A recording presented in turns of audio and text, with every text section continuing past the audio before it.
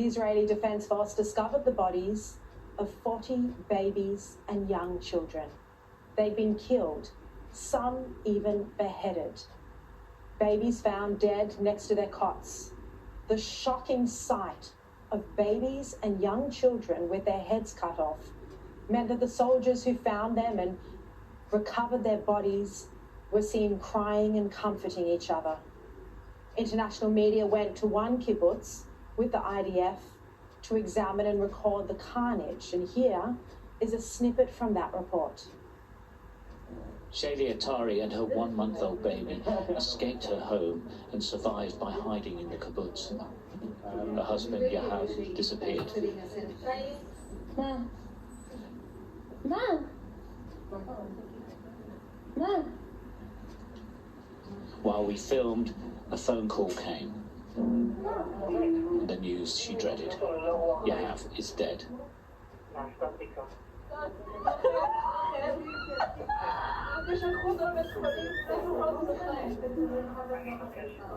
This is the horror of war.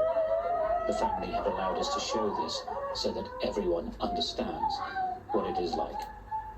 To even explain exactly just the mass casualties that happened right here. In fact, the Israeli military says they still don't have a clear number, but I'm talking to some of the soldiers and they say what they've witnessed as they've been walking through these different houses, these different communities, babies, their heads cut off. That's what they said. Gunned down, families completely gunned down in their beds. You can see some of these soldiers right now comforting each other. More body bags awaiting collection are laid out on the basketball court. The body of a Hamas fighter is ignored.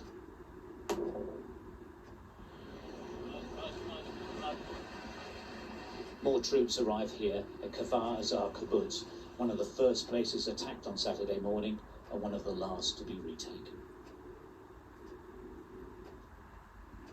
Houses are all deserted now, as you'd expect. They have to keep going through the houses, searching for bodies, booby traps, and unexploded bombs. The soldiers are tense and ask us to withdraw. The soldiers say it's still not safe, as you can imagine. It's quite tense. They say there's a grenade in here, and they're taking defensive positions. It's difficult to know why, but clearly this is very much an ongoing operation, and they want us out of the way. Soldiers mark off an area behind a shed. There's a grenade next to a gas canister. Hamas filmed as they attacked the kibbutz early on Saturday. Local security and the residents fought them, but they were overwhelmed. Some survived by hiding. They came through this gate behind is Gaza. The Air Force continues to attack Hamas positions in the distance. We're so close to Gaza, soldiers have to take extreme care. They're wary of another attack. The bodies of Hamas fighters are left where they were killed. If the Israelis are uncertain of anything, they put down fire. The attack happened on a holiday. This community of families was caught completely off guard and, in real terms, unprotected.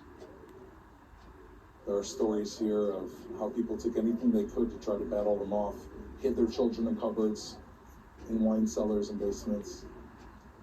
It's so hard to see this, but we have to look at this because questions will come down the road about proportionality. The question is, when somebody's a mass killer and they want to destroy you, like ISIS, what is the proportionality for something like that? The survivors have been taken away from Kfar Azar. Families have been torn apart. The fate of their loved ones is often unknown. But the death toll is expected to soar as Israel threatens to launch a ground war. Israel's called up 300,000 reservists, is sending heavy armor toward the Gaza border.